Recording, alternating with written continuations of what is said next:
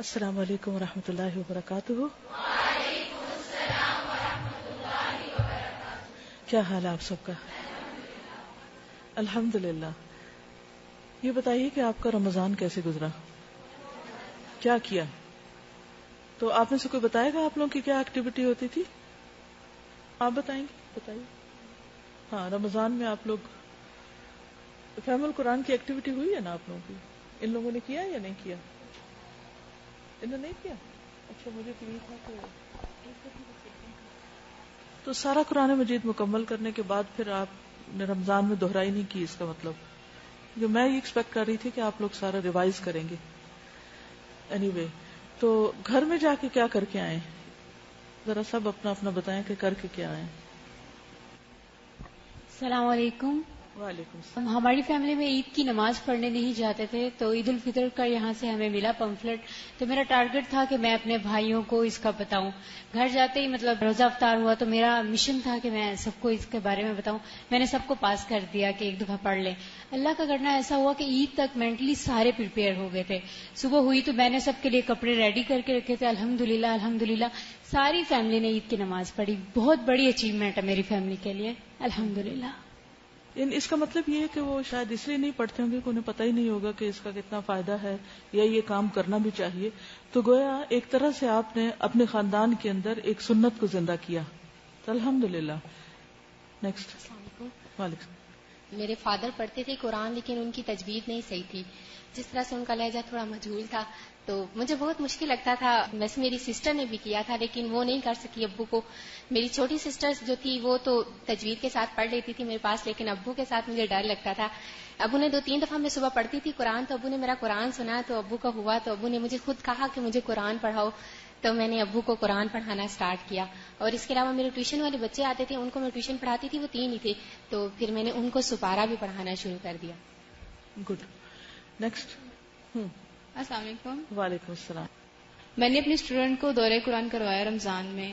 Invite تو سب کو کیا تھا لیکن الحمدللہ ایک بھی آگے، اس کو میں نے کروایا تھا. پورا کروایا؟ الحمدللہ پورا کروایا تھا. ماشاءاللہ، ویری گڈ. اور عید کی آپ کو نماز پتہ ہے کہ ایک شخص کو کروانا زیادہ ہمت کا کام ہے.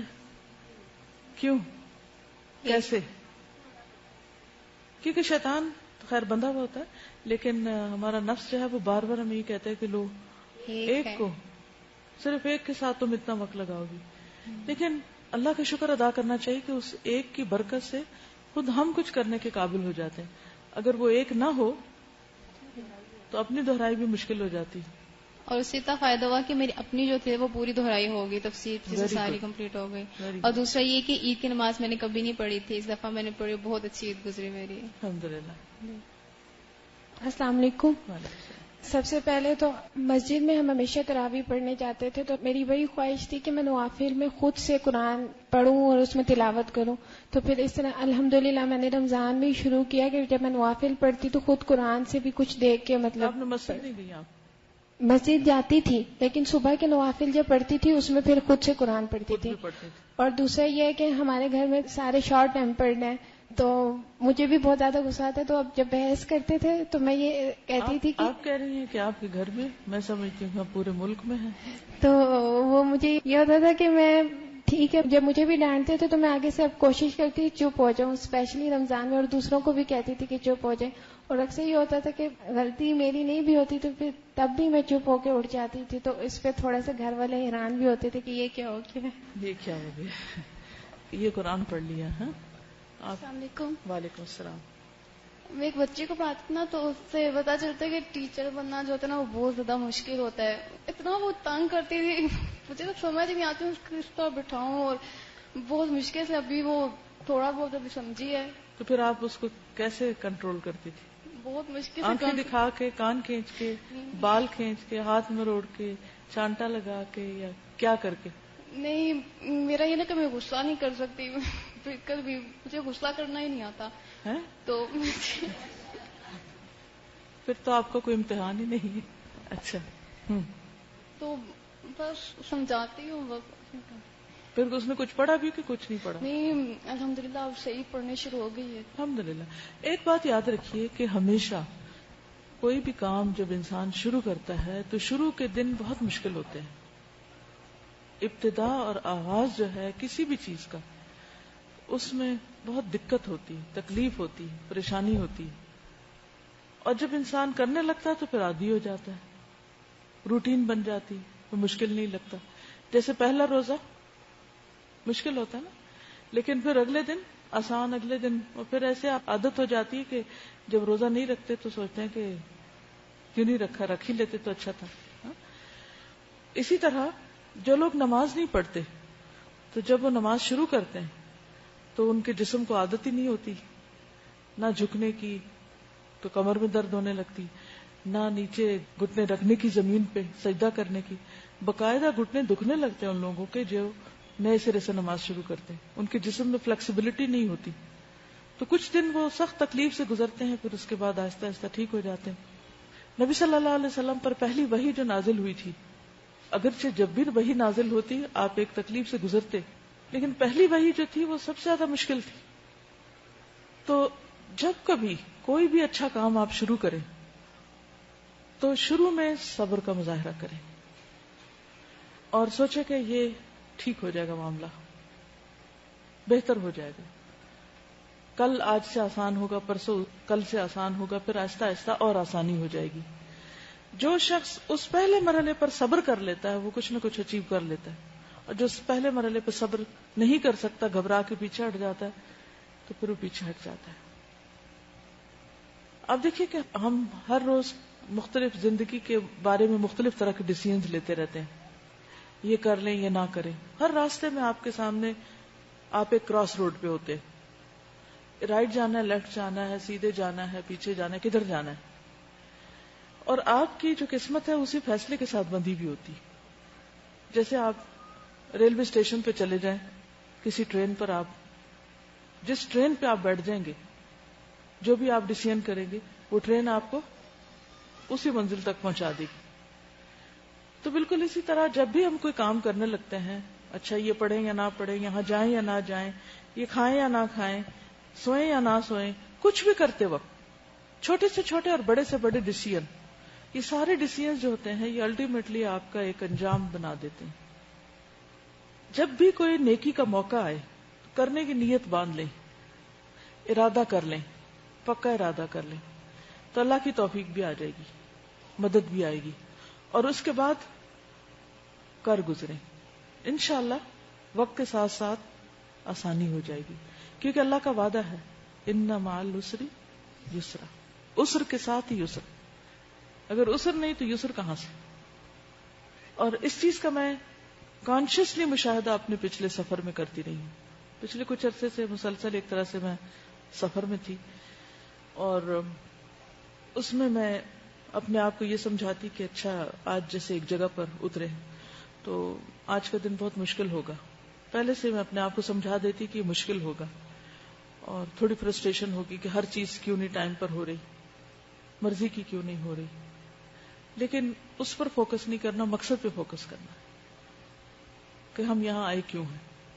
مثلا یہاں سے میں کراچی گئی، کراچی سے پھر آگے مکہ گئی، تو جب مکہ پہنچے تو آپ کو معلوم ہے کہ وہ ایک دم ہوا، فضا، ماحول، موسم، کھانا پینا، روٹین، ایون ٹائم ہم سے 2 گھنٹے پیچھے ہے وہاں کا ٹائم. جیسے اگر اس وقت یہاں پر 1:20 ہو رہے ہیں تو وہاں پر اس وقت دن کے 11:20 ہو رہے ہیں، تو نیند کے ٹائم بھی فرق ہو جاتے ہیں نا.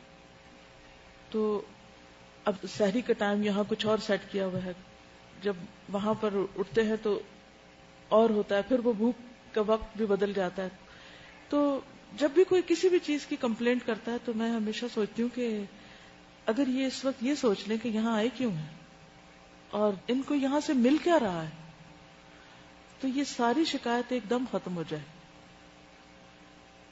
پھر اس کے بعد ہم مدینہ گئے. جب وہ مدینہ پہنچی تو وہاں پر موسم اور ہر چیز بالکل پھر بدل گئی. تو جو میں مسجد کی طرف بڑھتی اور جب میں مسجد کے اندر پہنچتی تو میں صرف یہ سوچتی کہ یہاں کون ہے. حضور صلی اللہ علیہ وسلم اتنے قریب ہیں، حضرت ابو بکر اتنے قریب ہیں، حضرت عمر یہاں ہوتے ہیں. اب یقین کریں کہ میری کیفیت بدل جاتی، میرے جسم کی کیفیت بدل جاتی، میرے دل کی حالت بدل جاتی. اور مجھے یہ لوگوں کے جھگڑے اور بحثیں، اور کوئی شور بلند کر رہا ہے، کوئی کچھ کر رہا ہے، کوئی ہنس رہا ہے، کوئی لیٹا ہوا ہے، کوئی کھا رہا ہے، کوئی کچھ کر رہا ہے، وہ سب چیزیں اتنی irrelevant لگتی. اور کوئی کسی سے شکایت کر رہا ہے، کوئی پھر جب لوگ واپس آتے ہیں تب بھی شکایت عام طور پہ کرتے ہیں، یہ نہیں تھا اور یہ ہے اور ایسا ہو گیا ویسا ہو گیا. تو میں پھر ہمیشہ ایک ہی بات یاد کرتی بھی اور کراتی ہوں سب کو ہی کہ ہم آئے کس لیے ہیں اور کس کے قریب آ گئے ہیں، کیا چھوڑ کے آئے. جو چھوڑا ہے وہ تو کچھ بھی نہیں، اور جو پایا ہے وہ تو بہت کچھ ہے. تو ایک دم نگاہیں اڑ جاتی ہیں ان سب مسائل سے جو ہمیں نظر آ رہے تھے چھوٹے چھوٹے پیٹی.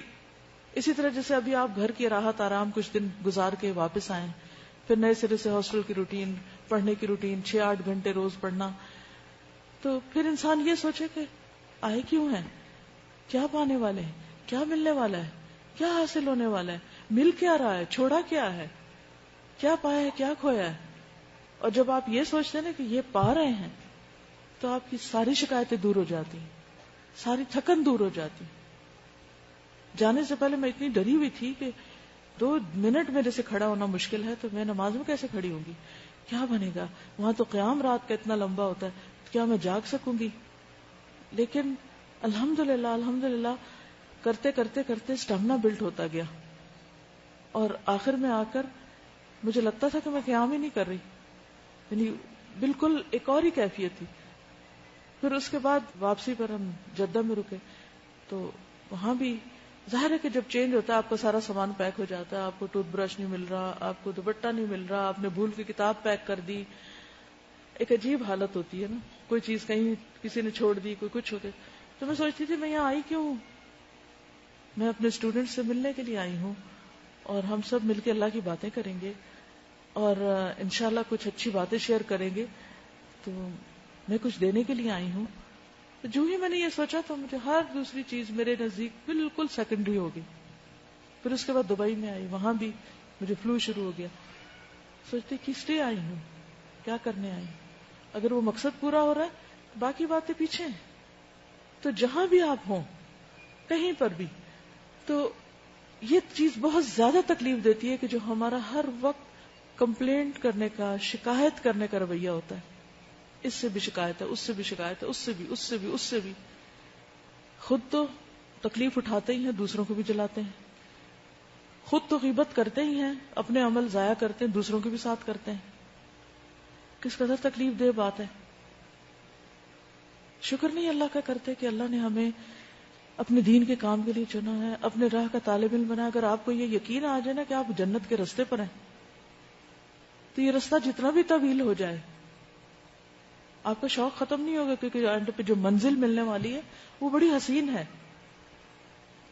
تو انسان کا اسٹیمنا اور بڑھتا جاتا ہے، مشکلات اس کو آسان ہوتی جاتی ہیں. لیکن جب مقصد اوجھل ہوتا ہے نا بندے کی نگاہ سے اور منزل دور ہوتی ہے، تو پھر انسان ہر چیز پہ شکایت کرتا ہے، ہر چیز اس کو بادر کرنے لگتی. تو زندگی کا ایک ایک دن اور ایک ایک قدم اور ایک ایک کام اور ایک ایک موقع اور ایک ایک اپرچونٹی، ہر چیز کو انجوائے کرے. یعنی میں وہاں پر بھی اور بعد میں بھی سوچتی تھی کہ میرا یہ وقت کیسے گزر رہا ہے. تو میں سوچتی تھی الحمدللہ اتنا اچھا، اتنا اچھا. پھر میں سوچتی تھی یہ جگہ کیسی ہے، ایک ایک پتھر اور ایک ایک اینٹ اور ایک ایک راستہ اور ایک ایک چیز اتنی پیاری لگتی تھی.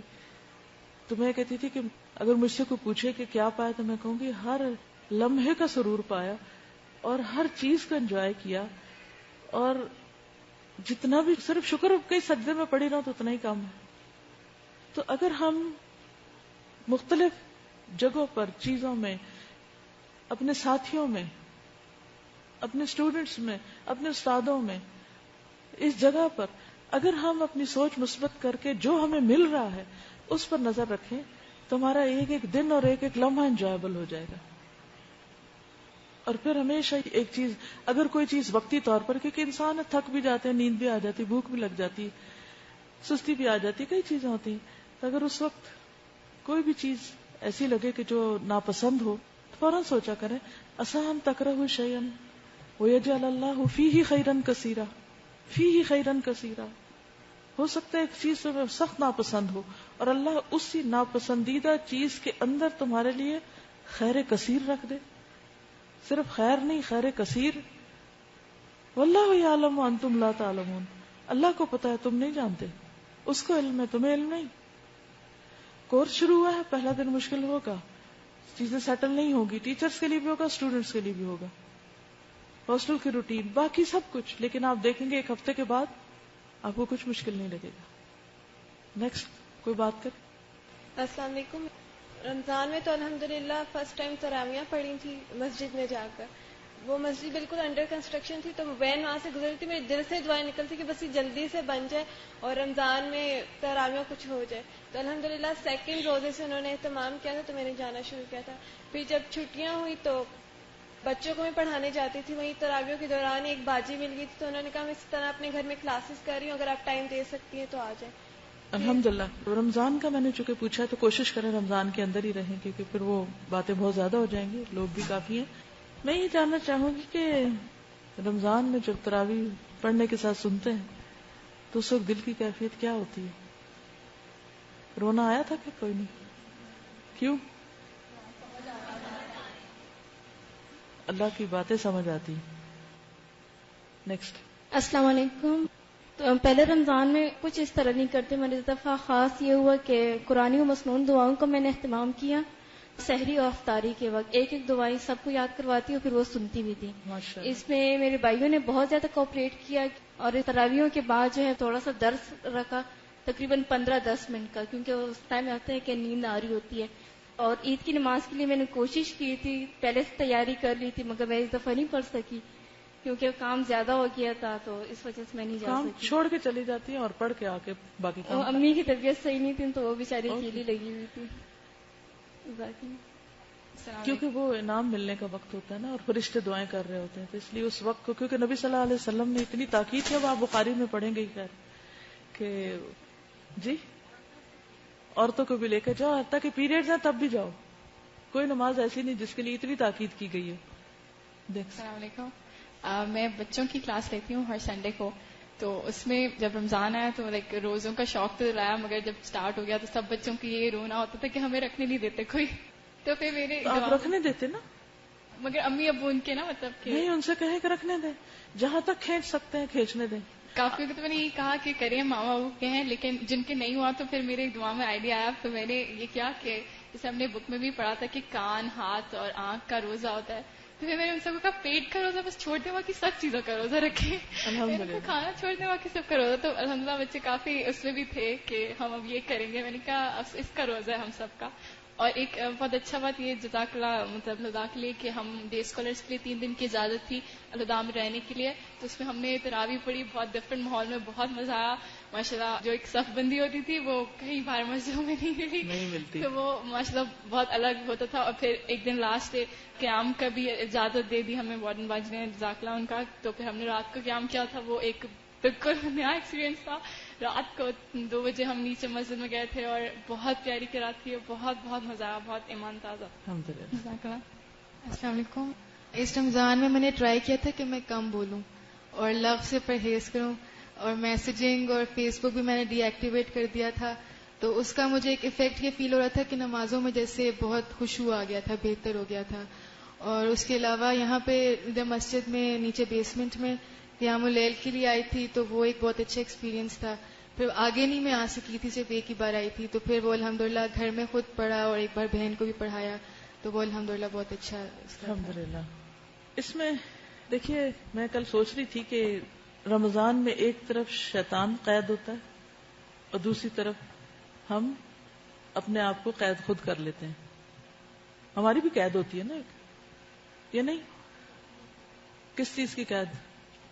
کھانا پینا نہیں، سونا نہیں، زیادہ نہیں سونا، تھوڑا بہت، اور کم بولنا ہے وغیرہ وغیرہ. ہوتا یہ کہ ادھر سے شیطان چھوٹتا ہے اور ادھر سے ہم بھی چھوٹ جاتے ہیں. یہ نہیں ہونا چاہیے. ٹھیک ہے، ہمیں اپنے آپ کو اس قید میں جو ہم نے اپنے اوپر رمضان میں ڈالی اس میں کافی حد تک برقرار رکھنا چاہیے. مثلاً آپ نے کہا کہ میں نے رمضان میں ایک ٹارگٹ رکھا تھا کہ میں کم بولوں گی، تو رمضان کے بعد ٹھیک ہے بولیں، مگر وہ جو آپ نے لطف پایا ہے ضروری باتیں کرنے کا اس کو برقرار رکھیں. یعنی وہ 30 دن کی ایک ہیبٹ ڈیولپ کرنے کا ٹائم تھا, 30 دن کا وقت اپنی عادت کو مضبوط کرنے کا وقت تھا. تو اب ضروری ہے کہ اس عادت کو اپنے اندر ڈالے رکھیں. اگر 100% نہیں بھی اس طرح کر سکتے تو ایٹ لیسٹ 50% کر لیں, پھر اگلے رمضان میں مزید کوشش کریں.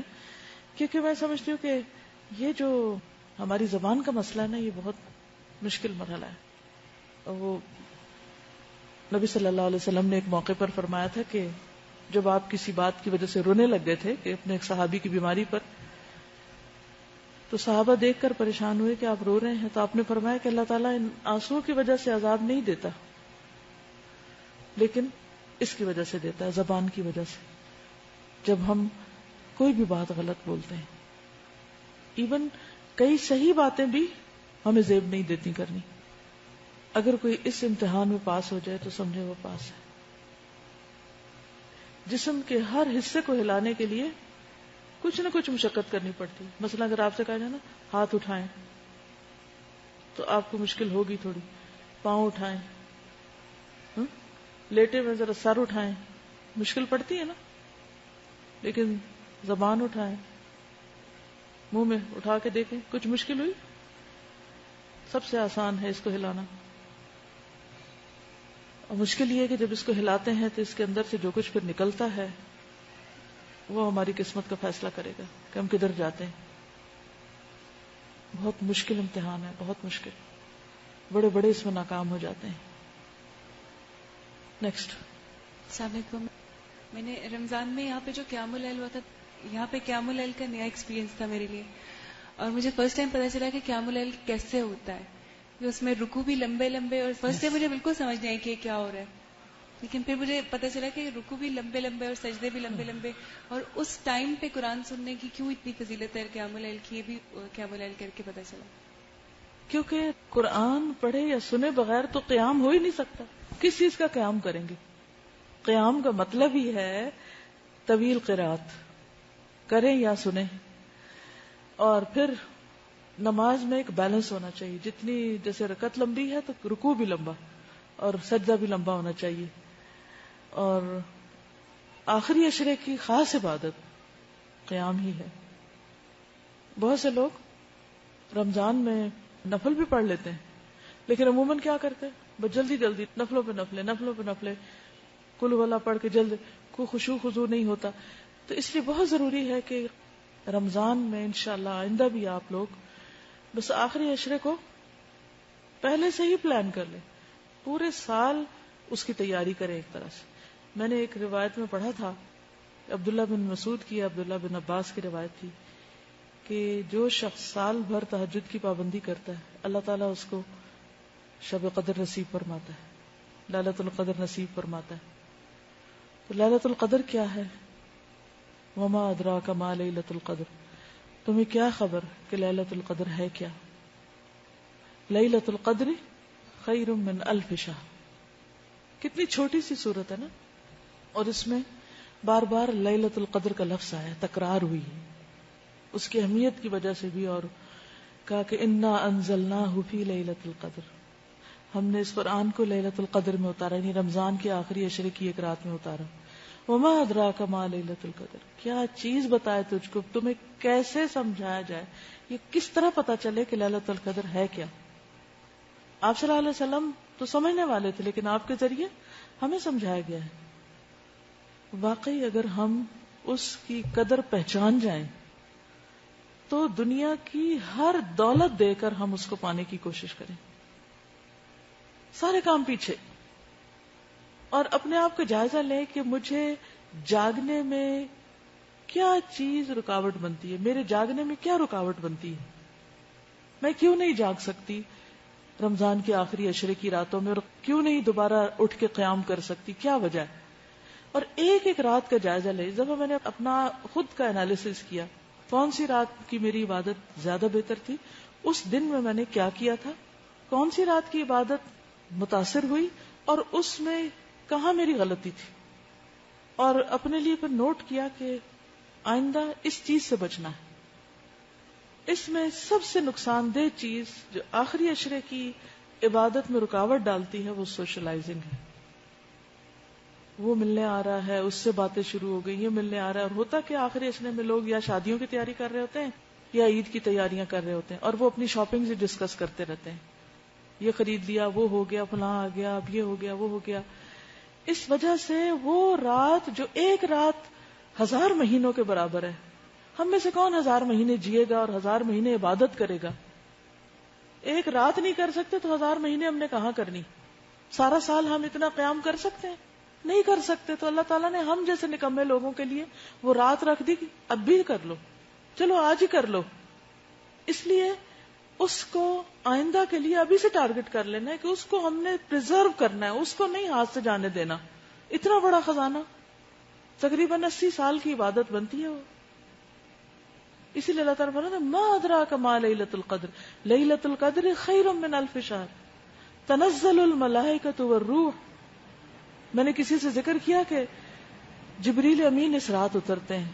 کہتی ہیں حالانکہ ان کو پتا تھا، لیکن وہ ایک احساس کہ وہ اترتے ہیں، تو وہ ایک ایسا جیسے مسجد نبی میں جاتے کہ حضور صلی اللہ علیہ وسلم اتنے قریب ہیں، اتنے قریب ہیں، تو وہ جب یہ کہ جبریل اترتے ہیں تو وہ ایک کیفیت بدل جاتی ہے نا آپ کی خشوع کی اور آپ کے احساس کی اور آپ کی عبادت کی.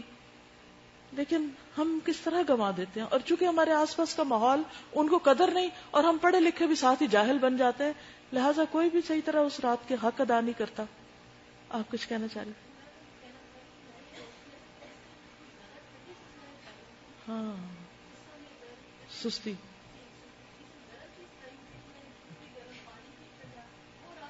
ہے تو چھوٹی سی ٹپ لیکن بہت فائدے کی ہے. میں آپ کے ساتھ اس کو ضرور شیئر کرنا چاہوں گی.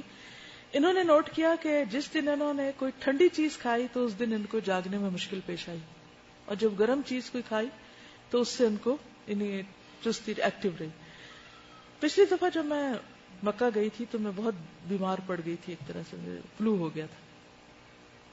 تو آپ دیکھیں کہ جب آپ بیمار ہوتے ہیں تو صرف خود نہیں بیزار ہوتے، اوروں کو بھی کرتے ہیں ساتھ نا، اور اوروں پہ بوجھ بھی بن جاتے ہیں، اور اپنی عبادت کریں یا ہماری خدمت اور عیادت کریں. تو مجھے ہمیشہ اس بات سے بہت ڈر لگتا ہے. کئی دفعہ لوگ کہتے ہیں نا آپ ہمیں عمرے پہ لے کے جائیں، اور مجھے ایک بھی اندر دل کا چور ہوتا ہے کہ میں جا کے بیمار پڑ گئی تو باقی لوگ جو اتنی توقع لے کے جائیں گے تو وہ تو بہت مایوس ہوں گے. تو اس لیے بہتر ہے جو کام نہ کر سکے بندہ نہ کرے. تو کسی سے میں نے ذکر کیا تو انہوں نے کہا کہ وہ لوگ ہر سال مکہ میں ہی گزارتے ہیں رمضان. وہ کہتے ہیں کہ ہم رمضان شروع ہونے سے پہلے ہر روز لہسن کی ایک وہ نہیں ہوتی توری، پنجابی میں کہتے ہیں، اردو میں پتہ نہیں کیا کہتے ہیں، جوا، وہ بڑی مزے کے کوئی لفظ انہوں نے بولا. بہرحال کہ ہم وہ ایک کھا لیتے ہیں روز، رمضان سے پہلے ہی شروع کر دیتے ہیں. اور کہتے ہیں کہ ہم پورا رمضان زائرین کے بیچ میں ہوتے ہیں، زکام نزلے کے ہمیں کچھ بھی نہیں ہوتا. میں بڑی حیران ہوئی، میں نے کہا واہ یہ تو بہت کام کا نسخہ ہے. میں نے کیا کیا کہ کراچی میں آخری جانے سے پہلے میں نے شہد کے اندر، کیونکہ ویسے پرزرو نہیں کر سکتے نا لہسن، شہد کے اندر پھر اس کی اسمیل بھی کم ہو جاتی، تو دیسی لہسن کو اس میں ڈال کے چھوٹی سی وہ ڈبی بنا لی، تو ہر روز کھانا شروع کر دی، شروع رمضان سے. پھر جب وہاں گئی تب بھی، پھر جانے سے پہلے ایک میل میں نے پڑھی، اس میں جنجر کے فائدے پڑے، جنجر بھی گرم ہوتی، تو میں نے ہر روز افطار میں کھانے کے ساتھ بس اتنی سی جنجر کا ٹکڑا ایسے ٹیبلٹ کھانا شروع کر دی. ایک تو میرے جسم میں درد نہیں تھی، دوسرا میں ایکٹیو ہو گئی، تیسرا یہ کہ الحمدللہ ہر طرح کے فلو سے بچی رہی. اور وہ ایک جو صحت کے ساتھ عبادت ہوتی ہے اس کی بات ہی کچھ اور ہوتی، بجائے اس کے کہ انسان سست ہو، بیمار ہو. تو آپ بھی اپنے مزاج کو پہچانیے کہ آپ کو ٹھنڈا نقصان دیتا ہے یا گرم نقصان دیتا ہے، کیونکہ سب کا مزاج فرق ہوتا ہے. ہو سکتا ہے کسی کو گرم چیز سے نقصان ہو. تو شروع کے اشروں میں نا اپنا روٹین بھی سیٹ کریں اور اپنا جائزہ لیتے رہیں، کس چیز سے عبادت میں بہتری آئی، کس سے عبادت میں کمی آئی، اور پھر آخری اشرے میں فلی پریپیئرڈ ہو. ہم سب مصروفیتوں کا بھی بہت عذر کرتے ہیں. میں سوچتی ہوں کہ نبی صلی اللہ علیہ وسلم سے بڑھ کے کوئی مصروف تھا؟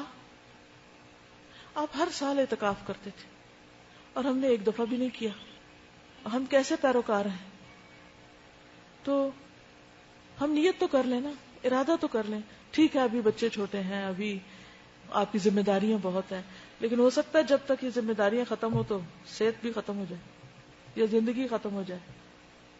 تو کچھ نہ کچھ چلیں اگر اعتکاف نہ صحیح تو کوئی بھی طریقہ ایسا اختیار کرے کہ جس میں تھوڑی آئسولیشن. اعتکاف کیا ہے؟ Isolation minus socializing. جو کرنی ہے پہلے کر لے, افطاریاں کرنی ہے, ملنا ہے, ملانا, جو کرنا, آخری عشرہ بس بلاک کر لے اپنا کہ یہ عبادت کے لیے, تاکہ اس بڑی خیر سے محروم. کیونکہ نبی صلی اللہ علیہ وسلم نے فرمایا جو اس رات کی خیر سے محروم رہا وہ ہر خیر سے محروم رہا. بہت بڑا نقصان کیا اس نے اپنا. تب جو ہو گیا سو گیا, اللہ ہم کو اگلا سال دے اور ہم یہ نقصان نہ کریں. اور پھر اس میں کیا کرنا ہے زیادہ؟ قیام. کوئی لوگ کر رہے ہیں تو ان کے ساتھ کر لیں, زیادہ اچھا رہے گا, آسانی رہے گی. نہیں تو خود. اور ایسا تھا کہ پہلی دفعہ رمضان تھا کہ قرآن بالکل صحیح صحیح سمجھ آ رہا تھا اور گھر میں تراویح کا اہتمام تھا, تو اس کے لیے کہیں جانا آنا نہیں پڑتا تھا. گھر میں ہی اہتمام کرنے میں بھی اچھا لگتا تھا. ہر چیز کی فضیلت پتہ تھی کہ کسی کے لیے آپ جائے نماز بچھائیں گے تو کیا ہے, اور ساتھ ساتھ کوشش کرتی تھی تھوڑی تھوڑی باتیں بتاتی رہوں. ظاہر تھا کہ نئے لوگ تھے تو ان کو ڈائریکٹ تو بات نہیں بتا سکتی تھی. ڈائریکٹ بتانے میں بھی کوئی حرج نہیں. کئی دفعہ لوگ چاہتے ہیں کہ ان کو بتایا جائے اور وہ ایکسپٹ بھی کرتے ہیں. یہ تھوڑا خوف ہمارے اندر بھی ہوتا ہے. ان کو ڈانٹے نہیں, ان کے اوپر اعتراض نہیں کریں, لیکن ان کو بتائیں. ہاں, یہ تھا کہ صف بندی کا اہتمام کروانے کی کوشش کی. وہ اسٹوڈینٹس تو کر لیتے تھے لیکن بڑی آنٹیاں پھر کرتی نہیں تھیں. کوئی بات نہیں, کر کرا کے کچھ نہ کچھ. اس میں یہ ہے کہ بعض لوگ نا صف کے دوران کھینچنے کی کوشش کرتے ہیں ایک دوسرے کو, تو اس میں پھر لوگوں میں ایک ریاکشن آتا ہے. کوشش کریں کہ اس سے پہلے یا بعد میں یا کوئی پیمفلٹ دے کے یا کسی بھی طرح, یعنی جو چیزیں آپ اپنے ساتھیوں میں اس وقت دیکھیں کہ ٹھیک نہیں ہو رہی تو پھر نماز کے بعد آرام سے بیٹھ کے بات کر لیں, تو وہ شکر گزار ہوں گے آپ کے. نیکسٹ. السلام علیکم. اس دفعہ تراویح میں جو قرآن سننے کا ایک اور ہی لطف تھا, کیونکہ قرآن جب سمجھ آ رہا تھا تو اتنے دل سے شکر گزاری تھی اللہ تعالیٰ کی, اور اپنے استادوں کے لیے دعا بھی تھی کہ قرآن اب سمجھ آ رہا ہے اللہ تعالیٰ کی یہ باتیں. اور اس کے علاوہ بہنوں کو میں نے نماز کی پابندی کے لیے ان کو ترغیب دی اور صبح شام کی دعاؤں کے لیے, اور چھوٹی بہن کو روزے کی تلقین کی تو اس نے ماشاءاللہ روزہ رکھا نا ماشاءاللہ. اور یہ کہ ساتھ ساتھ تھوڑی تھوڑی باتیں ان کو بتاتی رہی. السلام علیکم.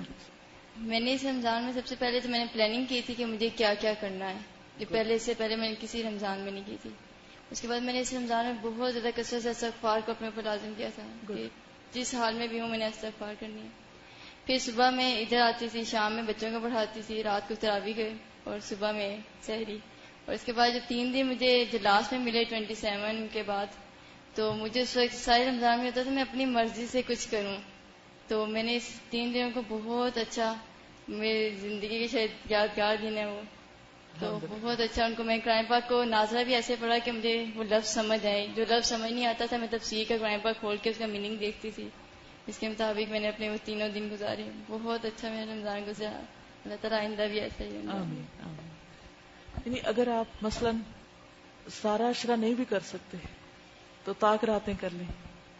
اگر وہ بھی کسی وجہ سے ساری نہیں ہو سکی تو آخری 3 دن 1 دن کچھ سے ضرور شروع کریں. توفیق اس کی طرف سے آتی. لیکن اصل بات یہ ہے کہ اللہ تعالیٰ کیا دیکھتا ہے ہم سے, ہماری چاہت کتنی ہے, ہم کیا کرنا چاہتے ہیں, چاہتے بھی ہیں یا نہیں چاہتے, وہ آزماتا ہے نا. السلام علیکم. میرا یہ والا جو رمضان تھا یہ پچھلے رمضانوں سے تھوڑا سا ڈفرینٹ تھا, کیونکہ اس میں میں نے استقبال رمضان جب یہاں سے سنا تھا تو اس میں مجھے جو چیز کلک کی تھی وہ یہ تھی کہ اس میں پہلے سے پلاننگ کرنی چاہیے. ہم باقی ہر چیز کی پلاننگ کر لیتے ہیں لیکن جو دین کی کام ہوتا ہے اس کا کوئی پلان نہیں کرتے. تو اس میں نے خود سے یہ پلان کیا تھا جو مجھے 30 پارہ حفظ ہے وہ میں نے ریوائز کرنا ہے. اس کے علاوہ میں نے پرسنل قرآن بھی شروع کرنا ہے, کیونکہ ہم لوگ صبح کی کلاس لیتے تھے جو صبح مارننگ میں فجر کی نماز کے بعد ہوتی تھی, صوت القرآن کلاس ہو رہی تھی. اس کے علاوہ دوپہر میں دورہ قرآن ہو رہا تھا وہ بھی اٹینڈ کر رہے تھے, اور رات کو تراویحیں ہو رہی تھی وہ بھی اٹینڈ کر رہے تھے. تو میں خود فیل کر رہی تھی کہ پھر پرسنل عبادت بھی تو ہونی چاہیے, وہ بھی کسی ٹائم ہونی چاہیے. تو اس کے دوران جو ٹائم نکلتا تھا وہ پھر میں نے ایسا پلان کیا تھا کہ اس میں نے پرسنل عبادت کرنی ہے, اور پھر میں اس میں ذکر اور اس طرح کی تسبیحات اور ریوائز وغیرہ کرتی تھی. السلام علیکم. ایک تو میں نے یہ ٹارگٹ بنایا تھا کہ سحری اور افطاری میں جو ہے نا, سحری اور افطاری کے ٹائم سے پہلے فارغ ہو کے دعائیں ضرور کرنی, کیونکہ ہمیشہ وہ ٹائم پکوڑے تلنے اور ان سب میں نکل جاتا ہے. تو اس کا میں نے کافی اہتمام کیا کہ اس ٹائم پہ میں بالکل فارغ ہو کے بیٹھ جاتی ہوں کہ نہیں اب مجھے دعائیں پڑھنی ہیں. اور دوسرا یہ کہ الحمدللہ اس دفعہ الہدا میں جو قیام اللیل کا موقع ملا وہ میں نے پوری طرح مطلب اویل کیا کہ کوئی میری رات رہے نہیں. آخری دن بلکہ یہاں کوئی بھی نہیں تھا تو میں اپنی فرینڈ کے ساتھ آئی, صرف 4 عورتیں تھیں, اور کیونکہ یہاں پہ وہ قاری بھی نہیں آنے تھے وہ جو پچھلے دنوں میں آ رہے تھے, مگر الحمدللہ جیسا بھی تھا, مگر 4 لوگ ہی صحیح, مگر وہ اللہ کا شکر ہے کہ آخری رات بھی مل گئی ہمیں. الحمدللہ. السلام علیکم. ہر رمضان میں جب بھی میں تراویحوں کے لیے آتی تھی ہمیشہ میں دعا کرتی تھی اللہ مجھے سمجھ کیوں نہیں آتا, اور یہاں پر ادھر کی لڑکیاں رو رہی ہوتی ہیں, میں کہتی ہیں کیا کرتی ہیں, کس وجہ سے رو رہی ہیں, اور میں ہمیشہ دعا کرتی اللہ جی مجھے یہ سمجھ آ جائے.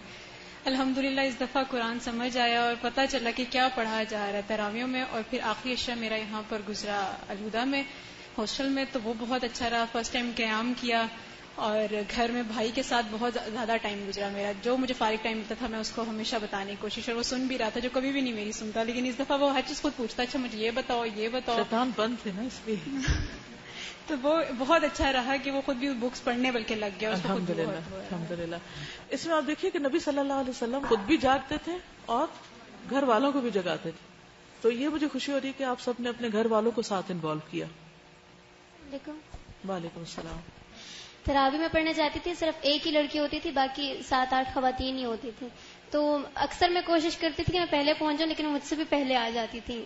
لیکن دکھ کی بات یہ ہے کہ اتنی زبردست آیات گزرتی تھیں, کبھی عذاب کی کبھی وعید کی, تو مجھے رونا آتا تھا ان پر, اور روتی تھی کیونکہ اب سمجھ آ رہا تھا قرآن پاک سارا, اور لیکن وہ جھوم رہی ہوتی تھیں کھڑی بھی, انہیں کچھ بھی سمجھ نہیں آتا تھا, اور وہ کہتی کہ میں تو جوانی سے پڑھ رہی ہوں اور میں نے کبھی بھی نہیں چھوڑا. اکثر خواتین باقاعدگی سے آتی تھیں اور وہ کافی عرصے سے پڑھی تھیں, لیکن دکھ کی بات یہ نا کہ وہ ایک لفظ بھی نہیں لے کر جاتی تھیں اس پورے. آپ ان کو نہیں آپ نے آفر کیا کہ نہیں وہ میں آپ کی مدد کروں؟ ٹائمنگز وہ تو بھاگتی تھی جیسی ختم ہوتی تھی تراویح, بعد کے لیے آپ انہیں کوئی کچھ نہ کچھ نہیں پمفلیٹس وغیرہ دے دیتی تھی, ذکر الہی کا دیا تاکہ ان کا تھوڑا سا اس طرح مائنڈ بنے. میری نماز قرآن آپ یوں کیا کریں, قرآن سننے کے لیے کچھ نہ کچھ حصہ دیا کریں, جیسے دورہ قرآن کی پہلی CD یا سورت الملک یا سورت یاسین یا جو صورتیں ان کو سمجھ آتی ہیں تھوڑی بہت, تو اس سے ہوتا ہے کہ پھر ان کو شوق لگ جاتا ہے.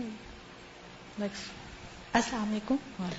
اس رمضان میں ایک تو میں نے کوشش کی کہ تہجد کو لازم کر لوں, تو اللہ کا شکر ہے کہ تہجد اس وقت پڑھا تو اب یہ روٹین بن گئی ہے, فوراً آنکھ کھل جاتی ہے اس وقت.